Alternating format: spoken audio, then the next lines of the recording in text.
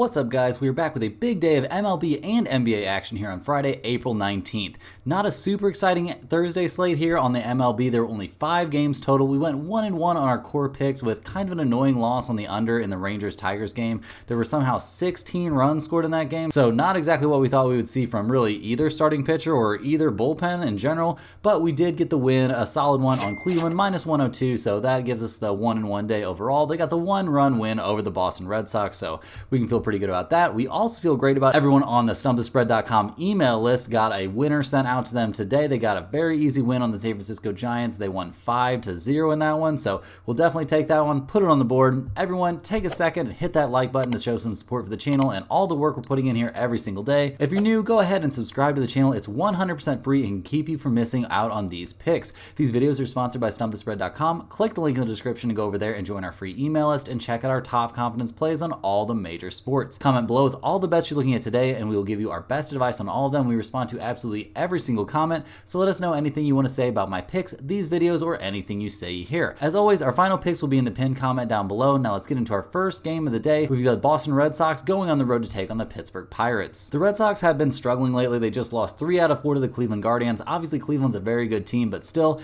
not exactly what you're wanting to do. You at least want to earn a split in those 4-game series. That is not what the Red Sox did, though. They took the 5-4 loss in game 3 of the series. They just couldn't get it done in what was kind of a cold, kind of crummy day there in Boston. Being 10-10 on the season and in last place in the AL East, not exactly what the Red Sox fans were hoping for this season. They're going to be handing the ball in this one to Brian Bello. He comes into this game looking pretty solid through his 4 starts this year. He's 2-1 with a 3.92 ERA, so not exactly dazzling numbers, but he is coming off of a very good start against the Angels, where he gave up only 2 earned runs over 5 1/3, so maybe very good is a little bit strong for that. He did have 8 strikeouts in that game, but in general this season, he's been pretty much like this. I mean, it hasn't been terrible, but he hasn't been dominant. Against the Orioles, he gave up 1 earned run, but 3 runs total over 5 1/3. Against the Oakland A's, he gave up 4 earned runs, so I guess that was probably his worst start of the year. He did have 6 strikeouts in that one, but it doesn't really matter if you're giving up 2 home runs. The guy's gotten a little bit touched up. He's only had 1 start this season where he hasn't given up a home run, and he's going to be making his 5th start right now, so not exactly somebody we're looking at to put in like a truly dominant performance. The Red Sox in general, they kind of need those dominant performances from their pitchers because their hitting has not looked great. Their team batting average is sitting at .227. Their team slugging percentage is 16th in the majors. They have scored some runs, but they're only 18th in the majors in terms of runs scored. I mean, 81 runs maybe looks good until you look at the fact they've played 20 games, so not exactly a number we're going to freak out about. It sounds like Tyler O'Neill, their best hitter so far this season, is going to be out for quite a bit longer. He's on the 7-day IL. He is going to travel with the team to Pittsburgh this weekend. He hopes to be activated when he is first eligible on Tuesday, but obviously that is not going to be helping them in this one. So we're definitely a little bit concerned with Boston's ability to put up runs right now, and while they can feel relatively good about the starter they're putting out there, I don't think this is somebody we're looking to throw a parade for or give Cy Young votes to. The Pittsburgh Pirates come into this game fresh off getting swept by the New York Mets. Yeah, not something you would really expect. We just saw Chapman get a 2-game ban for his little tantrum. That's kind of hilarious. Over their last 3 games, over this whole series against the Nets, we saw the Pirates score a grand total of 5 runs. That's not going to get it done. This team came out of the gates hitting the ball really well, and that's not what's going on right now. They're going to be handing the ball in this one to Quinn Priester. He comes into this game. It's going to be his first start of the season, so going to be interesting to see how he looks in this one. Last year, he looked decent overall. 3-3 record, not terrible. A 7.74 ERA, though. That's pretty questionable. He only had 36 strikeouts on the year, so not somebody we're exactly looking to have some sort of massive day. And it's his first start of the season, so maybe we could expect to see a little bit of nerves out there, or maybe a little bit of rust, but just in general, I don't think we can lock him into having a great performance. We do expect the Pirates hitters to at some point break out of this funk. They're now all the way down to being tied for 11th in the majors in terms of runs scored. They're below league average in most of the major statistical categories when it comes to offense, which is pretty unfortunate given how hot of a start they got off to. I mean, I guess you get to play 7 games against the Marlins and the Washington Nationals to start your season.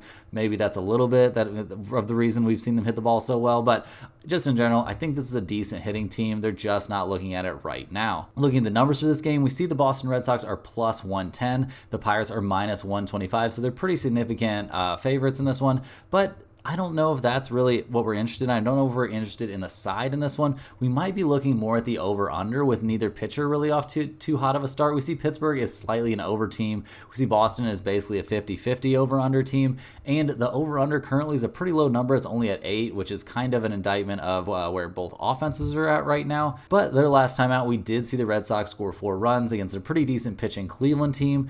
And I definitely do think the Pirates are in to score some more runs eventually, so we're definitely going to lean towards the over in this game. We'll see if this makes it into one of our final pinned comment picks down below, but I kind of tend to doubt it. Moving on to our second game of the day, we're looking at the Chicago White Sox going on the road to take on the Philadelphia Phillies. We just saw the White Sox get 1 win in their 4-game series against the Royals. One of those games was postponed, so we'll see when they actually work that one back into the schedule. But right now, things not looking very good for the White Sox. They're only 3-15 on the season overall. They're coming off of their 3rd win of the year.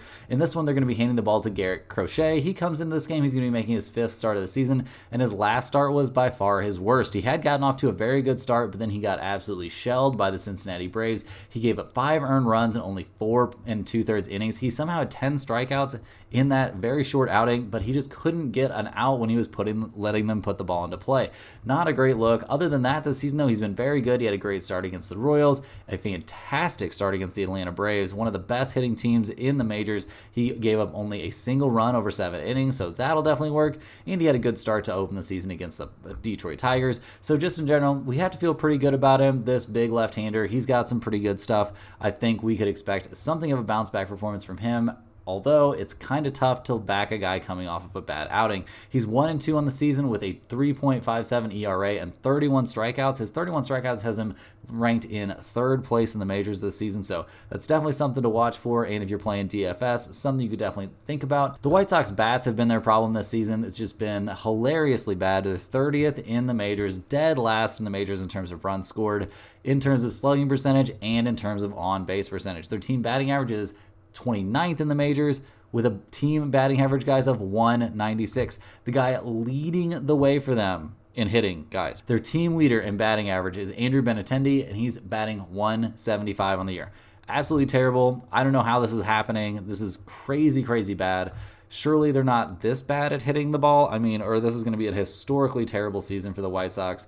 This is going to be pretty tough for them going up against the Phillies, who come into this game playing really well. They just swept the Colorado Rockies. They're now 11-8 on the season, and it feels like they're coming on strong right now. They're going to be handing the ball in this one to Spencer Turnbull. He comes into this game. He's going to be making his 4th start of the season, so not a ton of work for him here right out of the gate. He did get touched up a little bit against the Pirates his last time out. He gave up 3 earned runs and only 4 innings of work, but in the start before that, against the St. Louis Cardinals, he went 6 innings, gave up only 2 hits, and had 6 strikeouts, so we did see him struggle with his control against the Pirates, so maybe that's something that can be corrected. His numbers on the season are looking fantastic so far, though. He's 1-0 with a 1.80 ERA, 16 strikeouts over 3 starts. We're not going to throw him a parade for that, but just in general, we can feel pretty solid, and I'm sure the Phillies feel pretty solid about handing the ball here to Turnbull.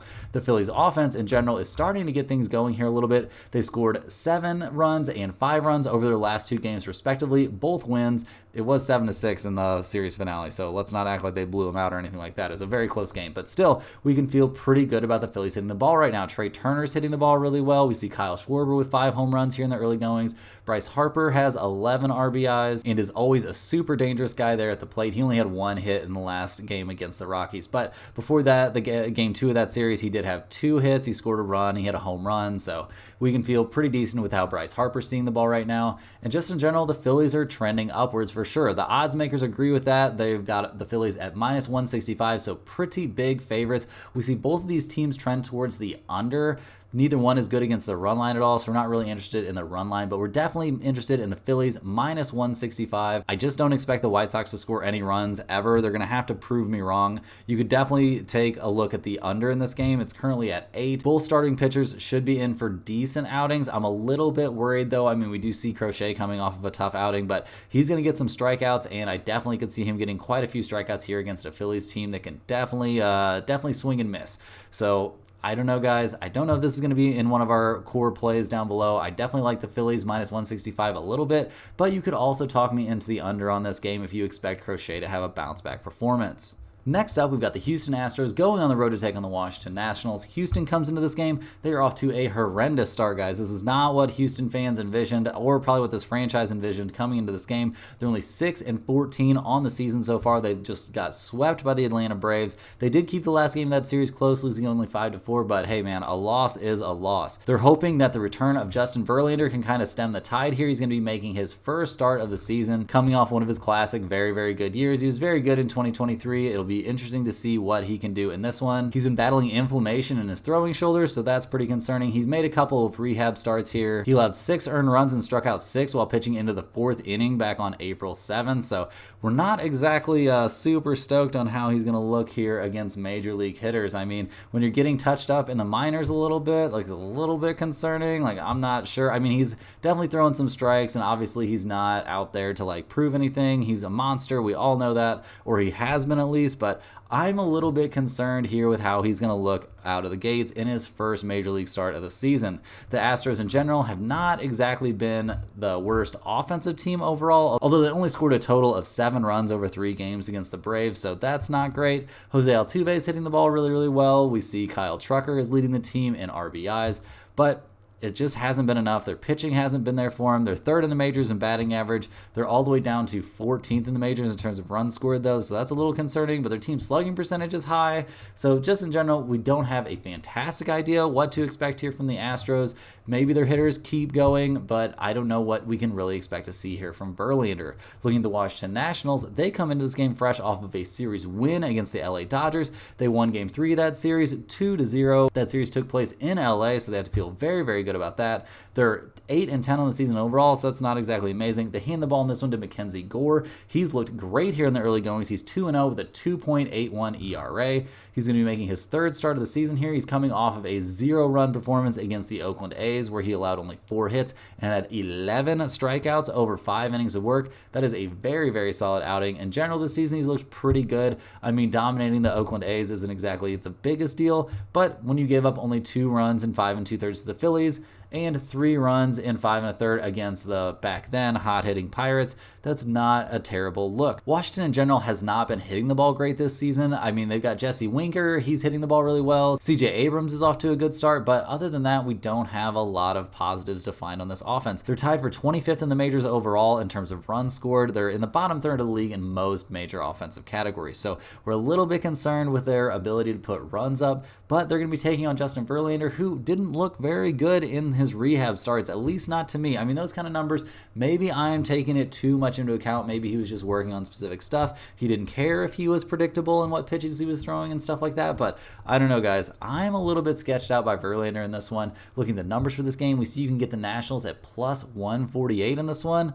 I don't know, guys. I definitely think this is a reasonable spot to take the Washington Nationals. I know it's a little bit sketch. If you wanted to take them at plus 1.5, you can get them at minus 120 for that. So maybe take them with the run line getting the 1.5, but I think we're probably going to be on the Nationals straight up. I don't know. This might not be a core play because I'm just a little bit nervous about the whole Verlander situation. I don't 100% know what to expect out of him, but I think there's a very reasonable chance, guys, that we could be on the Nationals in this one. It feels sketchy, don't get me wrong, but I think there's some value there, and with Verlander getting knocked around in his rehab starts, it seems like that value might be on the Nationals. Next up, we got the Oakland Athletics going on the road to take on the Cleveland Guardians. The A's come into this game fresh off of a win over the Cardinals, but they only were able to win 1 game in that 3-game series. They're 8-11 on the season overall. Things are just looking pretty dark for this team and this franchise in general. I don't think they have a lot of good expectations heading into the season. They're probably just trying to get through it. They're handing the ball in this one to Joe Boyle. He comes into this game. He's going to be making his 4th start of the season, and he's gotten off to a pretty good couple game stretch here after having a terrible start to his season where he got absolutely just obliterated by the Boston Red Sox, but he bounced back from that. He gave up only 2 hits in 5 innings against the Detroit Tigers, and then his last time out, he gave up 5 hits and only a single earned run over 5 innings against the Nationals. He did have 5 strikeouts against the Nationals, so that's something, but the guy's only 1-2 on the season with a 5.68 ERA, so we're not exactly going to be throwing him a parade here. He's a big guy. He's a big 6'7" right-hander, so there's some positives for him for sure, but I don't have an immense amount of faith in this young guy here in the early goings. But like I said, his last 2 starts have been pretty serviceable. The A's offense in general, though, has not been serviceable this season. They've been kind of where you would expect them to be, very, very close to the bottom of the league in terms of runs produced, team batting average, team on-base percentage, and team slugging percentage, all looking very, very bad. We see JJ Bleday, he's leading the way for this team, batting only .243, so we're not going to get too excited about that. Not a lot of positives to find here looking at the Oakland A's. They're going to be taking on a very tough opponent in the Cleveland Guardians in this one. Cleveland comes into this game fresh off of winning their series against the Red Sox, 3-1, so they have to feel pretty good about that. They're 13-6 overall this season, so getting off to a good start, and they're handing the ball in this game to Tristan McKenzie. They could be a little bit worried about that. This guy just came off of a tough performance against the New York Yankees. He gave up 5 earned runs in that outing, 6 runs overall. 4 innings pitched, he had 6 walks in that game. Just major control issues, and he's battled control problems all season long. 6 walks against the Yankees, and his last start, the start before that, he had 4 walks against the White Sox, and then in his opening game start, he only went 3 1/3 innings against the Seattle Mariners and gave up 2 walks and 2 strikeouts. So kind of a tough look for him so far this season. He's 1-2 with a 6.23 ERA, so definitely some concerns out there on the mound for Cleveland in this one, but they have to feel pretty good going up against the Oakland Athletics. At least that's what the odds makers think. We see Cleveland is -175 in this game. If you want to take Oakland, you can get them at +150. The over-under, you can still find some 8s out there, or 8.5, depending on which way you're leaning. And against the run line, where Cleveland is a very, very good 13-6 this season, you can get them at +120 if you're willing to take them -1.5.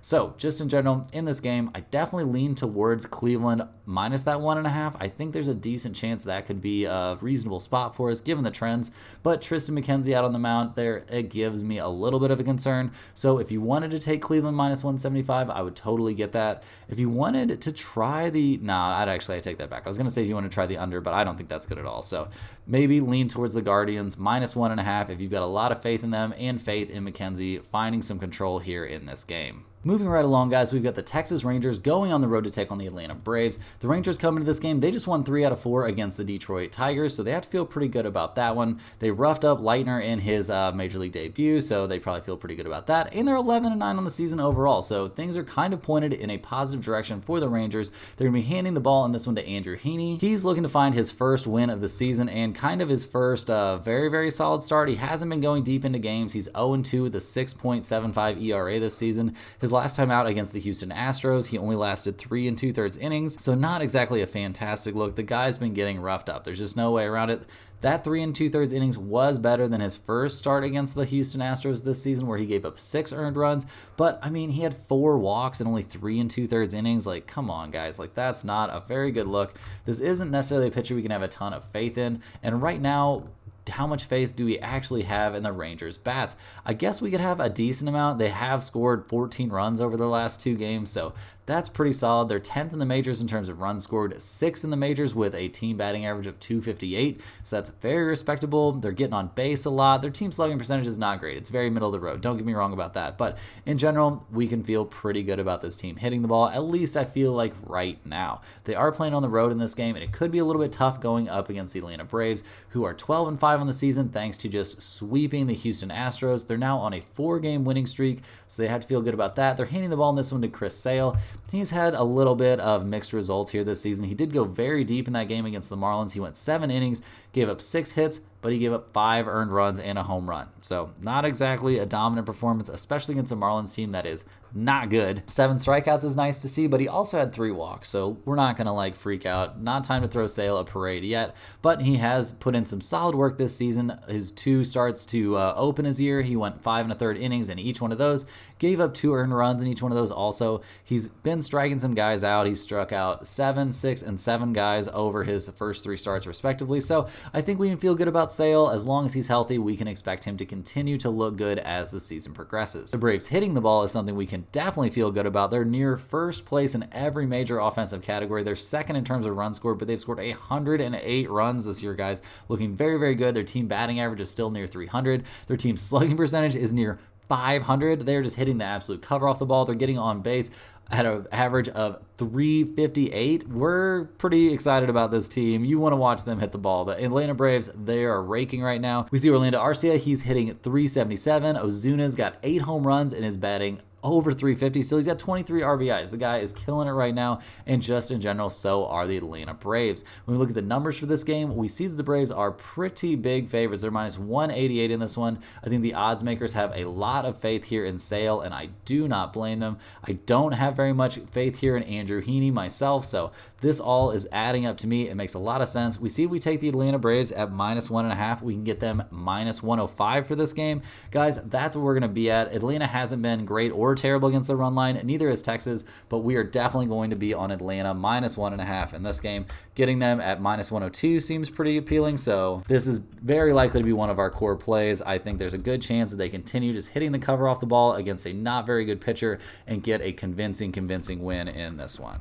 Next up, we're looking at the Baltimore Orioles. They're going on the road to take on the Kansas City Royals in this one. Baltimore has to feel great about how they're looking right now. They're 12-6 on the season. They've won 7 of the last 9 games overall. They're coming into this one fresh off of a sweep of the Minnesota Twins. They just won Game 3 of that series 4-2, so things are really looking great for the Orioles. They're handing the ball in this one to Dean Kremer. He comes into this game. He's fresh off of an absolute terrible, nightmarish start against the Milwaukee Brewers, where he got shelled for 10 hits and 8 runs over only 4 innings of work. Not a great outing. He did look very good in his second outing of the season, looking great against the Pirates. He went 7 innings, only gave up a single run, which wasn't even earned against the Pirates. So he's had his bright spots this season. Just his last time out was not one of them. He's 0-1 on the season with a 4.96 ERA. So we're not exactly throwing a parade for this guy, but he's shown that he has some decent stuff and he can have good outings even against a team that was relatively hot hitting the ball back when he started against them. The Orioles in general, they've been hitting the ball fantastically well here in the early goings. Their team slugging percentage is near 500.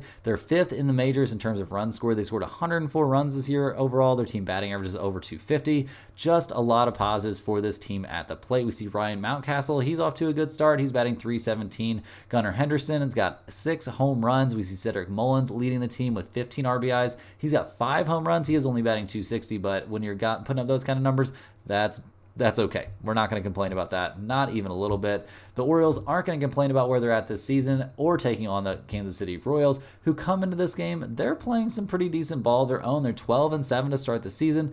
People thought they could have some struggles, but that has not really been the case. We did see that very scary collision between Salvador Perez and I can't remember the other guy at the plate, but it looks like Perez is okay after that. No real concerns. It looked like it could be scary. I was afraid he could be knocked out and miss some time, but that hasn't happened either, and the Royals have just kept right on rolling. They're handing the ball in this one to Alec Marsh. He's off to a very good start. He's 2-0 in the season. His ERA is a little high. 4.32 isn't exactly ideal. He's coming off a tough start against the Mets, who have suddenly come alive here. But other than that, this season he's looked pretty reasonable. He gave up 3 runs against the White Sox. He gave up only a single run in his first start of the season, going 7 innings against the Baltimore Orioles. That was probably his high point of the year so far, don't get me wrong. We definitely can feel pretty good about him going up against a team for a second time this season that he dominated the first time he faced them. So that's a pretty good look from him, and what has also been a great look for the Royals has been their offense, which has been much better here than we would have projected. Their runs scored numbers are looking pretty good. They're 11th in the majors with 92. Team batting average is hovering around that 250 number. They're kind of middle of the road in team batting average. We're not going to freak out about that, but their team slugging percentage is very good, and their team on-base percentage, while not amazing, is serviceable. We've seen Salvador Perez leading the way for them at the plate, and for a guy that's such a good defensive catcher, it's very impressive to see him hitting the ball so well here. Looking at the numbers for this game, in general, we see the Orioles are significant favorites. They're minus 136, but we see the Kansas City Royals are plus 120 at home, guys, who's already dominated the Orioles once this season. Feeling pretty good about the Kansas City Royals at home in this one. This could end up being one of our core plays for sure, guys. We're definitely going to be on the Royals at home, getting a little bit of a good price on them too. I don't think that's anything we should turn our nose up at. This is a team that's good at home, and they can feel very good about how they're hitting the ball and who they're handing the ball to pitch in this game. Next up, guys, we're looking at the Detroit Tigers going on the road to take on the Minnesota Twins. The Tigers come into this game fresh off of losing a tough series to the Texas Rangers. They got kind of dominated in that one. I mean, they played them close the last 2 games of the series, I guess, but just in general, it doesn't feel very good when you lose those 4-game series 3-1. Detroit's only 10-9 on the year. They're not off to the hottest start. They're going to be handing the ball in this one to Jack Flaherty. The ex-Cardinal comes into this game. He's going to be making his 4th start of the season, and he's had his ups and downs. He got off to a great start to the year, dominating the White Sox, but then he got very,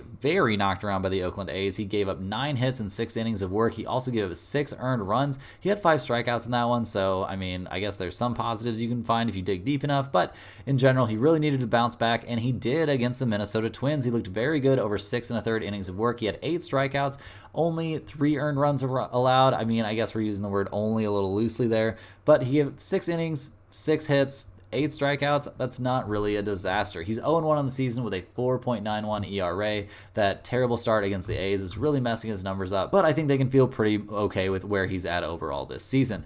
The Tigers cannot feel very good with where their offense is at this year at all, though. Their offense has looked absolutely terrible in terms of runs scored. They're 27th in the majors. 27th in the majors, guys. Not looking great. Team batting average is .213. Disaster.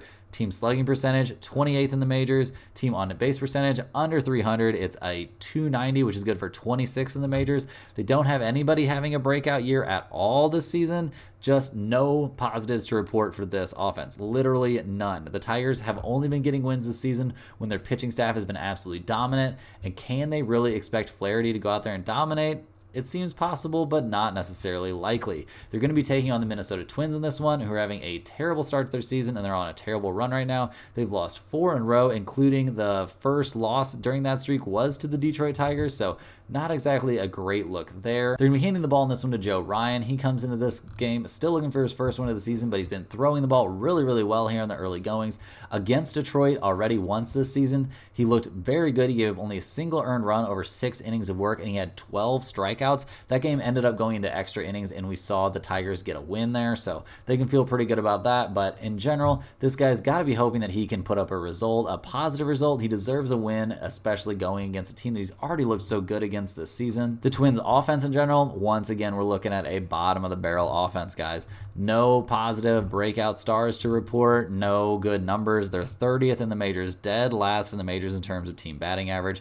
Team slugging percentage is also not good. Team on base percentage, they're just no good numbers, guys. I'm not going to read through all these. That's pointless. 0 good numbers. Count them. No good numbers. This team is not hitting the ball well. Neither are the Detroit Tigers. That's one of the reasons we're going to be looking at the over-under for this game. I think both of these pitchers could definitely be in for solid performances. Flaherty going against the Twins looked pretty decent his last time out. We saw Joe Ryan look dominant against the Tigers the last time he faced them. We see the over-under for this game. You can still find some 8s out there. We're going to get it down on 8. We're definitely taking the under in this game. It's going to be one of our core plays. I'm not expecting a lot of offense from either one of these teams. They're both showing trends towards the under. The Tigers are 10-8-1 to the under. The Twins are 10-7 to the under. So not huge trends, but given this pitching matchup and given that neither one of these teams can hit the ball, I definitely like there to be very little offense in this game. Next up, guys, we got an NL Central showdown between the Milwaukee Brewers and the St. Louis Cardinals. The Brewers come into this game. They've only won 1 out of their last 4 overall. They managed to salvage a 1-0 win in the last game of their series against the San Diego Padres.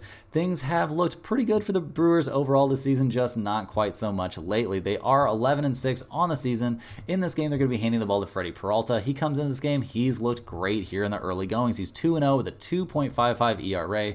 He's going to be making his 4th start of the year. His last time out, he dominated the Baltimore Orioles. He gave up only a single run. It was a home run over 6 innings of work. He gave up only 5 hits overall, and he had 11 strikeouts. The guy was absolutely dealing. He only made 1 mistake, and he got the much-deserved win. Other than that, this season, he did get knocked around by the Seattle Mariners just a little bit, but nothing too extreme, and he looked very good in his first outing of the year against the New York Mets, so he has to feel very, very good about how things have gone here in the early goings. And the Brewers can feel pretty good about how they're hitting the ball right now, although it's a definite concern. They had to send Yelich to the IL due to a strained back, so we can expect their offense to take a little bit of a hit, but William Contreras is off to a crazy start, and this team in general is in the top 10 or even top 5 in most of the major offensive categories. They're 2nd in the majors in terms of team batting average, 3rd in terms of slugging percentage, and their on-base percentage is 2nd in the majors at .351. They're just getting on base. They're getting those runners around. They're looking very, very good hitting the ball,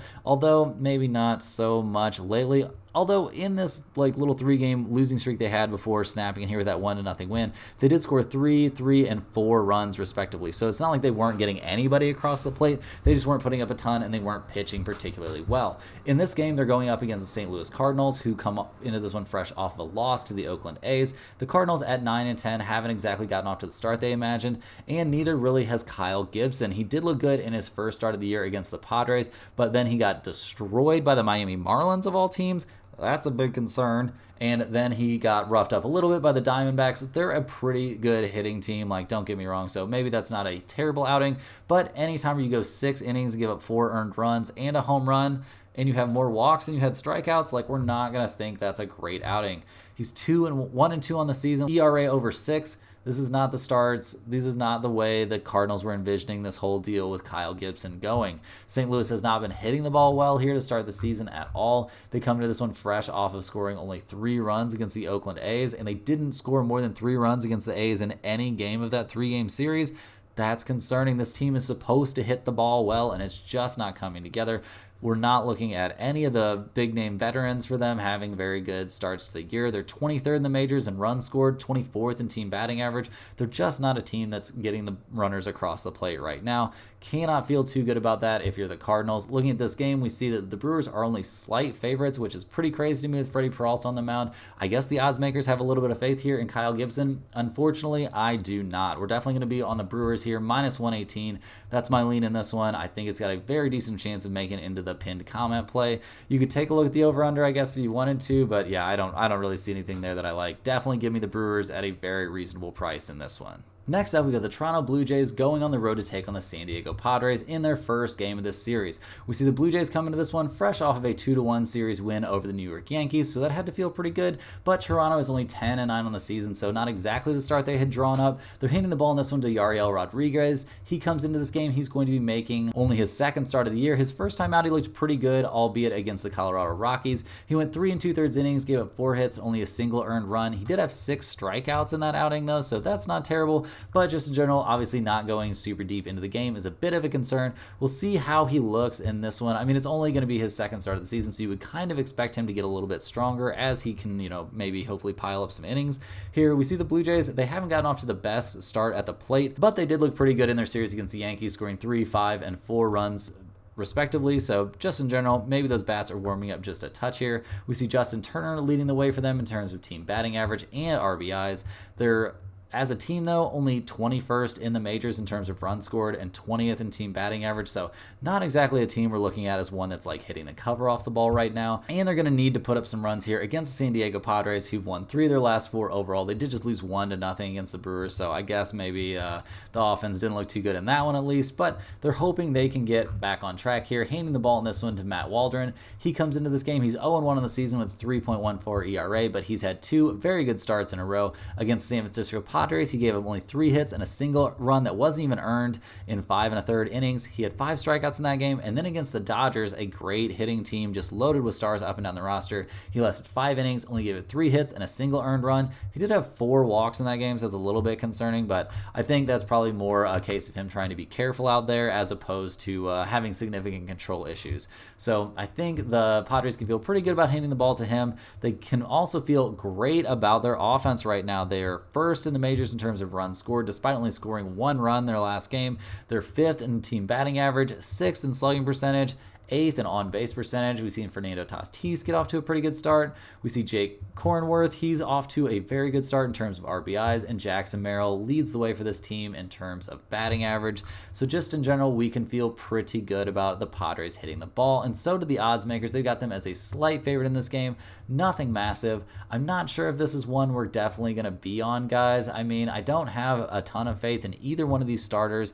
I have more faith in the Padres offense for sure, so I definitely lean towards San Diego at home. I don't see anything I like really here on the over-under necessarily, so give me a small taste of the San Diego Padres. We'll have to do a little bit more digging to see if this will actually end up as one of our pinned comment picks, but I tend to think that it will not. Switching over to the NBA, guys, we've got two play-in games to cover here. First up, we've got the Chicago Bulls going on the road to take on the Miami Heat in the battle to see who's going to get that 8th seed in the Eastern Conference playoffs. The Bulls come into this game fresh off of a great win. They looked very, very good. They looked dominant against the Atlanta Hawks, although the Atlanta Hawks pretty much are terrible, so let's not read quite too much into that. But just in general, the Bulls looked fantastic in that game. We saw Kobe White have a massive game. We saw DeMar DeRozan knock down some very key shots. Just in general, Chicago has to feel great about that one, but they're obviously going to be taking on a significantly tougher, although banged up opponent in this one. In the win over the Hawks, we saw Chicago get a dominant win. They shot over 40% from three. They shot well over 50% from the field in general. They dominated the boards in that game. There's not a ton we can take away from that one. I mean, the Atlanta Hawks are terrible, guys. I mean, what do you want me to say? Like, the Bulls should have won that game. I don't know how I didn't have that as one of my core plays. I had made myself nervous somehow that Trae Young and Dejounte Murray were going to do something, but clearly those two dudes not getting along great. They got to get rid of one of them in the offseason, and it's starting to look more and more like maybe they should be getting rid of Trae Young and not Dejounte Murray. But anyway, I digress. We're going off on a tangent here. Looking at the Miami Heat, they took a very controversial, very tough 1-point loss to the Philadelphia 76ers in their first playing game. We saw Jimmy Butler get injured on a very dirty play by Kelly Oubre. He jumped up in the air and made some very unnatural movements to then come down on the outside of Butler's knee. Really, really weird spot. Do not like that at all. I've been a Kelly Oubre fan at different points in my life, but man, that's a tough look. I don't know what he was thinking there. So the Heat are going to be without probably their best player. I don't really think there's a ton of argument there. So they're going to have to lean very heavily on Tyler Hero and Bam to get the win in this game to just make the playoffs, to have a chance to take on the Celtics. But with Jimmy likely to be out multiple weeks, I don't think they're really going to have any chance in that series whatsoever. So looking at the Heat, they're -1.5 in this game. They're a very good team. They've got some depth. We expect guys like Terry Rozier to hopefully be back for this game. I mean, you would really think he'd find a way to play here in the playoffs. I mean, it's basically the playoffs, but he's been ruled out for this game, so we're not going to see Terry Rozier. We're going to see a very not full strength Miami Heat team. Guys, this feels really weird, but I'm leaning towards the Bulls +1.5. Maybe I'm being tricked a little bit. I would assume a lot of guys are going to be on the Bulls in this one because of the injury to Jimmy Butler, so this could end up being like a public underdog situation. But the Bulls playing on the road, they've been very, very good. They've been 23-18 against the spread playing away from home. Miami's only 16-25 against the spread at home, so that's pretty much terrible. They are 13-9 this season overall without Jimmy Butler being available, so that's not terrible. I guess we can feel decent about their chances like that. But I don't know, guys. This is a tough look. Can the Bulls pull this one off? That'd be pretty impressive if they do. Look at the over-under in this game. It's a very low number. It's only 205.5. We do see the Bulls are a pretty big over team when playing on the road, and we see the Heat are a small over team when playing at home, so I guess you can give me a taste of the over to go along with the Chicago Bulls +1.5. Next up, we have the Sacramento Kings going on the road to take on the New Orleans Pelicans in the battle for the 8th seed in the Western Conference. This is a pretty interesting one because the winner gets the rights to play the very young Oklahoma City Thunder team in the first round of the Western Conference playoffs, so it's going to be pretty interesting. We're not going to be seeing Zion Williamson suiting up for the Pelicans. We're not going to see Malik Monk suiting up for the Sacramento Kings, who come into this game fresh off of a dominant win over the Warriors. They absolutely destroy the Warriors in that game. It was a historically bad night for Klay Thompson. Hopefully that's not the last game we see him in a Warriors uniform. That would be an extremely depressing way for him to go out. But regardless, coming into this game, looking at the Kings, they're going to need massive games from De'Aaron Fox and Domantas Sabonis. We saw Keegan Murray shoot the absolute lights out against the Warriors. So is he going to be capable of doing that again? He's definitely got the size. He seems like he's definitely got the shot down. So we think we can feel pretty good about the Kings in that spot. The Pelicans have to be a little bit nervous. They took a very tough loss to the Lakers in a game it looked like they could very easily have won if they had A, just played a little bit better earlier in the game, and B, if Zion Williamson had not gotten hurt. We see that he's going to be out for this game with what is apparently a hamstring issue. The Pelicans are 7-5 this season overall without Zion, so that's not a terrible look for them. They're only 20-21 against the spread when playing at home, and we see the Kings are 24-16-1 against the spread on the road. Guys, give me the Kings -1.5 in this one. I think they find a way to make it into the playoffs here, even without having Malik Monk. I think there's a lot of solid matchups for them out there. I mean, looking at the season series in this one, we do see that the Pelicans have absolutely dominated this matchup, but I think here in the playoffs with Zion being out, we are comfortable taking the Sacramento Kings. Will this make it into one of our pinned comment plays? I'm not sure whether or not it will, but we're definitely going to be on Sacramento. It feels tough taking another underdog, but there's just not enough guys on the Pelicans that I trust without Zion to carry the load. Like, are we going to see a massive CJ McCollum game? That seems a little sketch. Are we going to see a massive Brandon Ingram game? He's kind of fresh off of an injury himself, so I don't think we can really expect him to go out and score like 35 points. So give me the Sacramento Kings in this one. That's all the games we have for today, guys. Hit that like button for good luck on all your bets and subscribe to the channel if you're new. Let me know in the comments any questions you have on today's slate. Thanks for watching. You can click the link in the description to check out stumpthespread.com, and we'll see you guys tomorrow for more sports betting action.